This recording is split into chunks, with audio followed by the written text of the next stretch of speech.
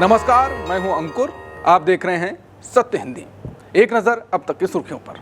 मानहानि केस में पेश होने सुल्तानपुर पहुंचे राहुल गांधी। 2018 के अमित शाह को लेकर दिए गए बयान से जुड़ा है मामला। कांग्रेस बोली बीजेपी राहुल गांधी के खिलाफ मनगढ़ंत मामले दर्ज करा रही है। मानहानि केस में आज राहुल गांधी की सुल्तानपुर कोर्ट में पेशी है, इसके लिए वो पहुंच गए हैं। बता दें ये मामला साल 2018 का है जो उनके खिलाफ मानहानि से जुड़ा हुआ है। ये केस उस बयान से जुड़ा है जो राहुल गांधी ने कर्नाटक विधानसभा चुनाव से पहले बेंगलुरु में एक चुनावी रैली के दौरान गृह मंत्री अमित शाह को लेकर दिया था। आरोप है उस बयान में आपत्तिजनक टिप्पणी की गई थी। वहीं आज राहुल गांधी के साथ सुल्तानपुर में बड़े कांग्रेसी नेता मौजूद रहे। इस दौरान प्रमोद तिवारी ने कहा कि बीजेपी राहुल गांधी के खिलाफ देश भर में झूठे और मनगढ़ंत मामले दर्ज करा रही है। उन्होंने कहा कि सुल्तानपुर का मामला भी उसी साजिश का हिस्सा है। प्रमोद तिवारी ने भरोसा जताया कि न्यायपालिका पर उन्हें पूरा विश्वास है और राहुल गांधी को इस मामले में न्याय जरूर मिलेगा।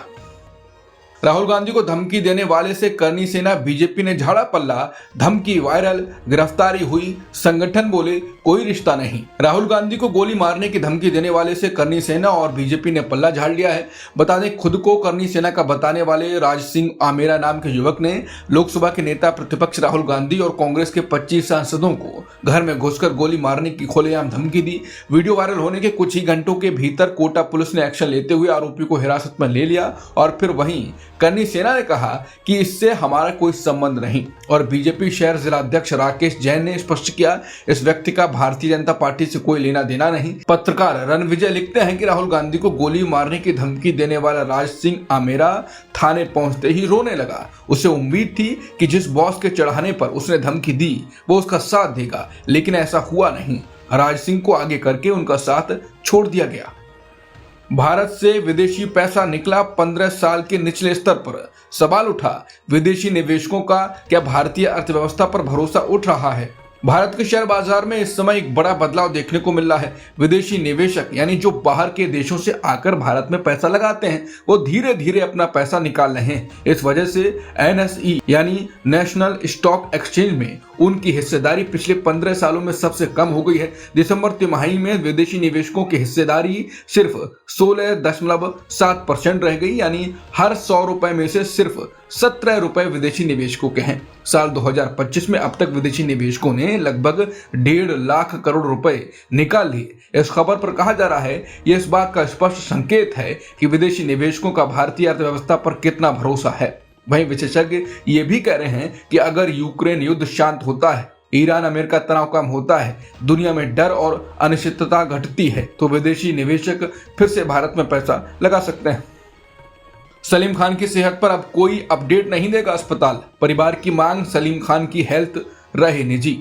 वरिष्ठ स्क्रीन राइटर सलीम खान इस समय मुंबई के लीलावती हॉस्पिटल में भर्ती हैं और इलाज चल रहा है। अस्पताल ने पहले उनकी सेहत को लेकर एक मेडिकल बुलेटिन जारी किया था, लेकिन अब कोई भी अपडेट जारी नहीं किया जाएगा। दरअसल सलीम खान के परिवार ने अस्पताल से साफ कहा है कि उनकी सेहत से जुड़ी जानकारी निजी रखी जाए। खबरों के मुताबिक सलमान खान और उनके परिवार अस्पताल की ओर से जारी सार्वजनिक बयान से खुश नहीं था।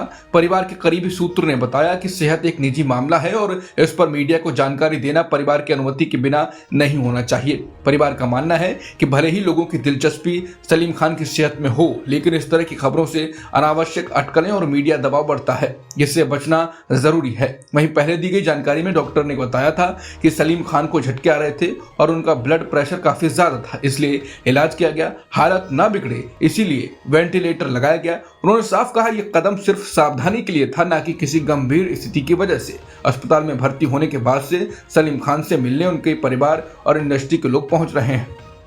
असंसदीय शब्द से विधानसभा की मर्यादा टूटी। अडानी समझौते पर सवाल, बहस हंगामे में बदली। मंत्री की भाषा पर कांग्रेस का तीखा विरोध। भोपाल में मध्य प्रदेश विधानसभा के अंदर उस वक्त हंगामा हो गया जब मंत्री कैलाश विजयवर्गीय ने नेता प्रतिपक्ष उमंग सिंघार के लिए एक असंसदीय शब्द का इस्तेमाल कर दिया। इस पर विधानसभा अध्यक्ष नरेंद्र सिंह तोमर और मुख्यमंत्री मोहन यादव दोनों ने सदन में अफसोस जताया। ये मामला तब हुआ जब राज्यपाल के अभिभाषण और धन्यवाद प्रस्ताव पर चर्चा चल रही थी। चर्चा के दौरान उमंग सिंघार ने सिंगरौली में अडानी समूह से जुड़े एक समझौते का जिक्र किया।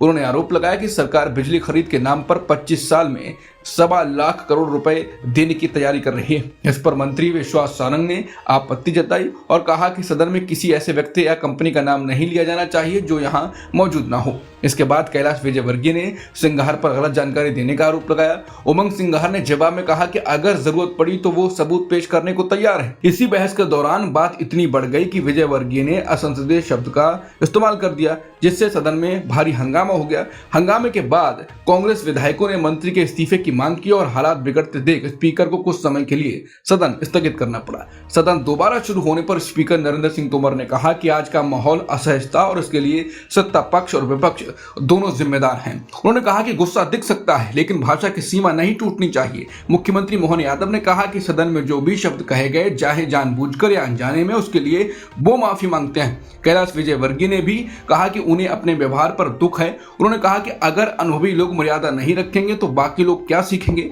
बाद में उमंग सिंघार ने सोशल मीडिया पर लिखा कि वो हमेशा जनता के सवाल मजबूती से उठाते रहेंगे और मंत्री की भाषा मध्य प्रदेश की जनता का अपमान है।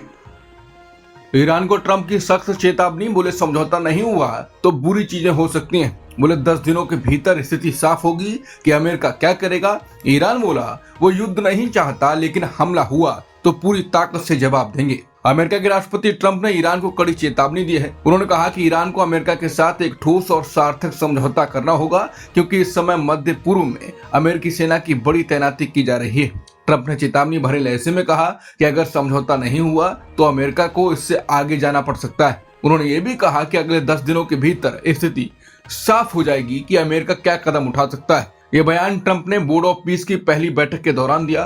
उन्होंने कहा कि पिछले कई वर्षों में साबित हो चुका है कि ईरान के साथ समझौता करना आसान नहीं है, लेकिन अगर सही समझौता नहीं हुआ तो बुरी चीजें हो सकती हैं। बता दें, एक दिन पहले ही ट्रंप ने अपने social media platform truth social पर संकेत दिया था कि अमेरिका ईरान पर हमला कर सकता है। उन्होंने ब्रिटेन को भी चेतावनी दी कि वो हिंद महासागर के चागोस द्वीप समूह पर अपनी संप्रभुता न छोड़े क्योंकि वहां मौजूद डिएगो गार्सिया एयरबेस ईरान के खिलाफ कार्रवाई में काम आ सकता है। ट्रंप की बयानबाजी के बीच ईरान ने संयुक्त राष्ट्र महासचिव एंटोनियो गुटेरेस को एक पत्र लिखकर कड़ी चेतावनी दी। ईरान ने कहा कि अगर उस पर हमला किया गया तो क्षेत्र में मौजूद दुश्मन ताकत के सभी सैन्य अड्डे, सुविधाएं और संपत्तियां उसके लिए वैध निशाना होंगी। अपने पत्र में ईरान ने कहा कि ट्रंप के हालिया बयानों से सैन्य हमले का वास्तविक खतरा दिखाई देता है। हालांकि ईरान ने यह भी साफ किया कि वो युद्ध नहीं चाहता, लेकिन अगर उस पर सैन्य कार्रवाई होती है तो वो पूरी ताकत से जवाब देगा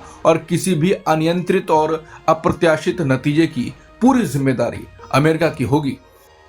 अमेरिका यूके में ईरान हमले को लेकर तनाव बढ़ा। ब्रिटेन ने ट्रंप की मिलिट्री बेस इस्तेमाल करने वाली अपील ठुकराई। बोले ये अंतर्राष्ट्रीय कानून का उल्लंघन हो सकता है। ब्रिटेन सरकार ने अमेरिका की उस अपील को मानने से इनकार कर दिया है जिसमें अमेरिका ने कहा था कि वो ईरान पर संभावित हवाई हमले के लिए ब्रिटिश एयरबेस का इस्तेमाल करना चाहता है। ब्रिटेन के प्रधानमंत्री कीयर स्टारमर की सरकार ने कहा कि अगर वो ऐसा करता है तो ये अंतर्राष्ट्रीय कानून का उल्लंघन हो सकता है और वो इसमें शामिल नहीं होना चाहते। अमेरिका ने ईरान पर संभावित हमलों की तैयारियां तेज कर दी हैं और मध्य पूर्व में अपने वायु और सेना की तैनाती बढ़ा दी है। ऐसे में अमेरिका चाहता था कि वो ब्रिटेन के डिएगो गार्सिया जैसे मिलिट्री बेस से अपने हमले लॉन्च कर सके, लेकिन ब्रिटेन ने अनुमति नहीं दी। ब्रिटेन का कहना है कि किसी भी सैन्य ऑपरेशन में हिस्सा लेने से पहले कानूनी सुरक्षा और अंतर्राष्ट्रीय नियमों का ध्यान रखना जरूरी है। इसलिए वो फिलहाल सिर्फ अपने बेस को रक्षा के लिए सीमित रखेगा और अमेरिका के अनुरोध को मंजूरी नहीं देगा।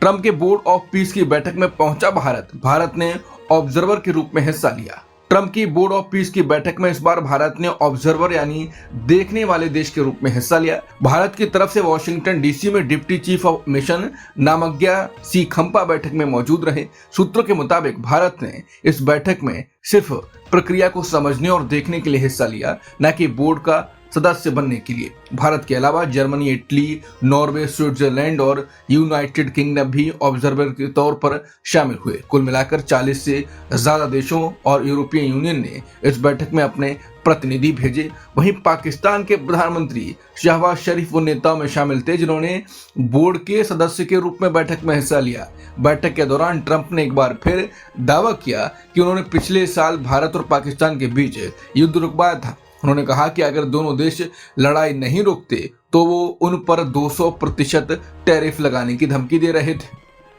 ट्रंप करेंगे एलियन और यूएफओ फाइल्स सार्वजनिक। एप्स्टीन विवाद से ध्यान क्या हटाने की कोशिश है ये। यूएफओ दस्तावेजों पर अमेरिका में नई बहस तेज। ट्रंप ने एलियन और यूएफओ से जुड़े सरकारी फाइलें सार्वजनिक करने का ऐलान किया है। उन्होंने ये घोषणा अपने social media platform truth social पर की। इस पोस्ट को व्हाइट हाउस के आधिकारिक अकाउंट से भी साझा किया गया है। ट्रंप ने कहा कि लोगों में एलियन और यूएफओ को लेकर बहुत ज्यादा दिलचस्पी है। इसी वजह से उन्होंने रक्षा विभाग और अन्य सरकारी एजेंसियों को आदेश दिया है कि एलियन, अज्ञात उड़ने वाली चीजों यानी यूएफओ और यूएपी से जुड़ी फाइलों की पहचान कर उन्हें सार्वजनिक किया जाए। ये फैसला ऐसे समय पर आया है जब अमेरिका में एप्स्टीन फाइल्स को लेकर विवाद चल रहा है। कई आलोचकों का कहना है कि एलियन फाइल्स की बात करके ट्रंप सरकार एप्स्टीन मामले से लोगों का ध्यान हटाना चाहती है। आलोचकों ने सवाल उठाया कि अगर सरकार सच में जनता की दिलचस्पी का सम्मान करती है तो एप्स्टीन से जुड़ी सभी फाइलें अब तक पूरी सार्वजनिक क्यों नहीं की गई। बता दें, इससे पहले अमेरिका के पूर्व राष्ट्रपति बराक ओबामा भी ये कह चुके हैं कि कुछ अज्ञात उड़ने वाली चीजों को लेकर सरकार के पास जानकारी है। तब ट्रंप ने ओबामा पर गोपनीय जानकारी उजागर करने का आरोप लगाया था, लेकिन अब खुद वही फाइलें जारी करने की बात कर रहे हैं।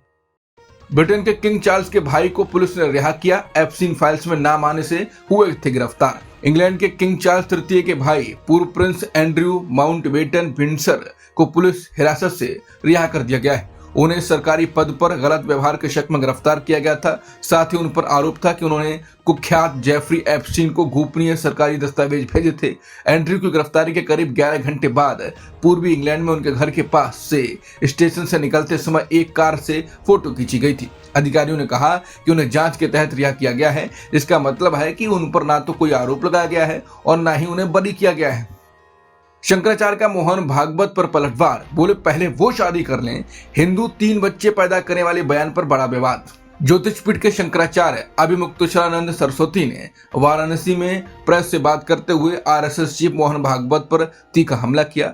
भागवत ने हाल ही में हिंदू परिवारों को कम से कम 3 बच्चे पैदा करने की सलाह दी थी। इस पर शंकराचार्य ने कहा वो पहले खुद विवाह कर लें और अपनी फौज यानी आरएसएस के कार्यकर्ताओं को भी शादी करने के लिए प्रेरित करें। जो बच्चा पैदा करने की लाइन में ही नहीं है उन्हें ऐसी बातें नहीं करनी चाहिए। इसके अलावा उन्होंने उत्तर प्रदेश के उप मुख्यमंत्री ब्रजेश पाठक पर भी निशाना साधा। पाठक ने युवा ब्राह्मण छात्रों यानी बटकों को सम्मानित किया था, जिसे शंकराचार्य ने बीजेपी को बचाने की मुहिम बताया। यूपी कांग्रेस हिमंता के खिलाफ दर्ज कराएगी कम से कम 100 एफआईआर। आरोप है कि कई इलाकों में पुलिस शिकायत ही दर्ज नहीं कर रही। बोले अगर एफआईआर नहीं लिखी गई तो कांग्रेस अदालत का रुख करेगी। उत्तर प्रदेश में कांग्रेस के कुछ नेताओं ने आरोप लगाया है कि राज्य के कई इलाकों में पुलिस असम के मुख्यमंत्री हिमंता बिस्वा शर्मा के खिलाफ शिकायत दर्ज नहीं कर रही है। कांग्रेस नेताओं का कहना है कि असम के मुख्यमंत्री के बयान समाज में नफरत फैलाने वाले हैं और अलग अलग समुदायों के बीच टकराव पैदा करते हैं। इसी वजह से कांग्रेस एक अभियान चला रही है जिसमें कम से कम 100 एफआईआर दर्ज कराने की कोशिश की जा रही है। इस अभियान का नेतृत्व कांग्रेस के राष्ट्रीय सचिव शहनवाज आलम कर रहे हैं। उन्होंने कहा कि कई जगहों पर पुलिस शिकायत लेने से मना कर रही है, जबकि शिकायत लेना एफआईआर दर्ज करने की पहली प्रक्रिया होती है। शहनवाज आलम ने बताया कि करीब 20 जगहों पर शिकायत तो ले ली गई है, लेकिन अब तक एफआईआर दर्ज नहीं हुई है। अगर एफआईआर नहीं लिखी गई तो कांग्रेस अदालत का रुख करेगी। अब तक की खबरों में इतना ही। बाकी खबरों के लिए बने रहिए सत्यहिंदी.com के साथ।